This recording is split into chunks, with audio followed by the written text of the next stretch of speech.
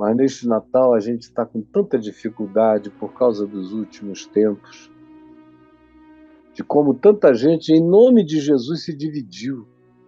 Tinha um Jesus de armas, um Jesus Rambo, um Jesus de guerra, de um lado, um Jesus matador, um Jesus assassino, um Jesus cesarino, um Jesus imperador, um Jesus dominador, um Jesus que manda os crentes separarem o joio do trigo, um Jesus que contradiz Jesus, um Jesus que não é o príncipe da paz, é o Senhor das espadas, é o Senhor das armas, é um Jesus que ensina você a gostar dos que aderem à sua ideologia e a odiar os que pensam diferente, a querer eliminá-los da terra, se possível.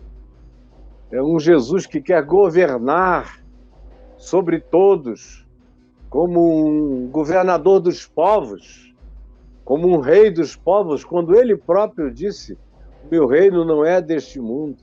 E disse aos discípulos: não entrem numa de quererem ser poderosos como os governadores dos povos, porque entre vós não é assim. Se vocês quiserem ser meus discípulos, não é assim. E de outro lado, um pessoal que queria servir a Jesus, que sabia que ficar daquele outro lado estava errado, que o evangelho não é assim, mas que, na própria expressão de quem eram, ou de que pensavam, do que falaram, do que manifestaram, às vezes nem sempre fomos sábios, nem sempre falamos na hora certa, nem sempre silenciamos, nem sempre temos a sensatez necessária. Às vezes, com amor, você acaba dizendo, no entanto, o que não deveria ter dito para aquela pessoa naquela hora, onde a melhor palavra era palavra nenhuma. Mas o fato é que nós estamos onde estamos, no meio de famílias divididas, rachadas, porque o Cristo que não é óbvio e que é objeto de contradição, esse Jesus é a maior contradição da igreja evangélica no Brasil, é Jesus. É o maior choque, é Jesus. Jesus é o maior pomo de questão de discussão no Brasil. É a melhor ajuda que a democracia pode ter vem dos cristãos que entenderam que o reino de Deus não é uma teocracia humana na Terra, que a melhor possibilidade de se viver o reino de Deus nessa terra e nesse mundo caído é através da relatividade dos poderes em alternâncias, e que o reino de Deus é algo que se planta no coração e que só se manifesta quando o indivíduo de fato nasce de novo e ganha consciência das pautas de Cristo para a gente viver, reproduzir, encarnar e manifestar na Terra. É assim que tem que ser.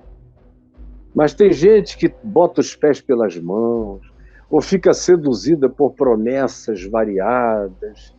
Tem muita gente que gostaria que o Brasil virasse todo evangélico para que a gente instituísse uma teocracia, de modo que o melhor amigo da democracia são os cristãos que entenderam o que é o reino de Deus, e os piores inimigos da democracia são os cristãos que não entenderam e que querem estabelecer uma teocracia cristã evangélica no Brasil, e a gente virasse um Irã dos crentes, aqui, com os nossos ayatolás e os nossos presidentes subservientes. É o sonho da maioria dos pastores totalmente perdidos, que ficaram cegos, que ficaram insanos, que perderam a consciência do evangelho. Totalmente. Então, é nesse mundo que a gente está aqui, para fazer Natal, que não é óbvio, em tempos de conflito. Mas o Natal acontece no meio da mortandade, no meio do conflito, no meio da chacina, no meio do desconforto. no meio da imprevisibilidade. O Natal acontece com gente que não foi instruída sabendo, com gente que tinha instrução negando. O Natal acontece no meio de todas as contradições possíveis, como essas que nós estamos vivendo aqui. Então não deixe a contradição tirar o espírito de alegria, nem a proposta de reconciliação. E se houver perseguição, faça silêncio.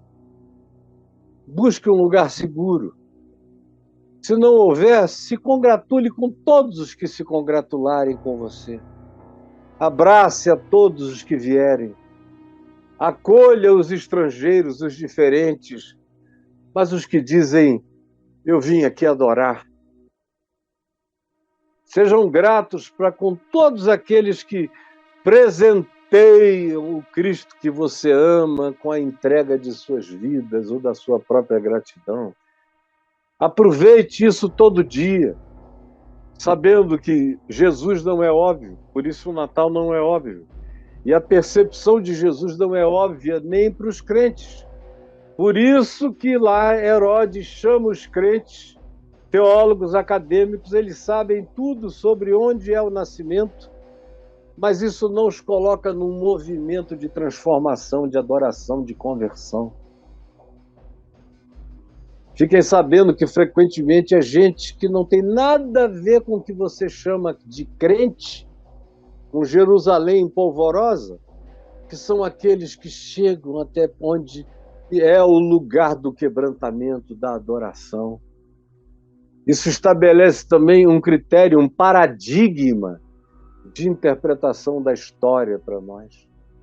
E eu gostaria que você tivesse isso em mente e você compreendesse com o coração e fizesse a sua parte em todo espírito de reconciliação com seu pai, com sua mãe, com seus irmãos e irmãs, com seus amigos, seus parentes, com todo mundo. Se houver um inimigo dando sopa, chega junto e acolhe, diminui a distância. Faça isso, faça a sua parte, porque neste Natal você não é o pastor, você não é o rei mago, você não é o intérprete de Jerusalém, você não é Herodes, você não é José, você não é Maria. Você é um anjo cantando, proclamando, avisando, olha, gente, nasceu para quem tem boa vontade. Se tiver boa vontade, esse ser é do bem, a quem Deus quer bem. Se não tiver boa vontade, não vai enxergar o óbvio jamais. O óbvio é percebido por pessoas de boa vontade. Jesus, que nesse Natal, que é uma data de parada para nós, não por causa da data, mas por causa do que ela veio a ser evocada como memória. E a memória é maravilhosa e tem que ser repetida todos os dias, porque é nela que nós nos natalinizamos, nascemos de novo e continuamos em processo natalício de transformação da nossa vida em ti no Evangelho de Cristo.